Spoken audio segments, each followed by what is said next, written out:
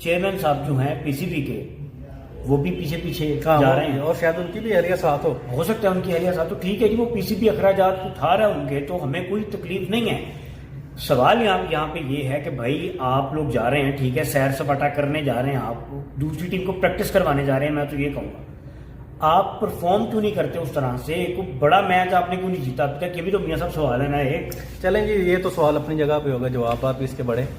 دوبارہ جو مجھے لگا ہے نا اس ساری بات چیت سے، وہ وقار صاحب یہ کہنا چاہ رہے ہیں کہ سانوں میں ناڑ لے کے جاؤ، ٹھیک ہے نہیں ٹھیک ہے نا، مطلب لیکن وہ کہہ رہے ہیں کہ وتھ فیملی نہیں، ہم آپ کو سنگل لے جائیں گے، ٹھیک ہے، تو لیکن آج کے بعد آپ نے پی سی بی کو کچھ نہیں کہنا، پی سی بی کو کچھ نہیں کہنا۔ اچھا، میں نے بڑے بڑے ایسے بیٹ رپورٹرز بھی دیکھے ہیں جو سپورٹس کی بیٹ کرتے ہیں، بس ان کے دل میں یہ لالچ ہوتا ہے کہ ہم کسی طریقے سے اگلا ٹور پکڑ لیں، لیکن ہم پی سی بی کو کرٹیسائز نہ کریں، جو چیف سلیکٹر ہیں ان کو کرٹیسائز نہ کریں، مینجمنٹ کو ہدف تنقید نہ بنائیں۔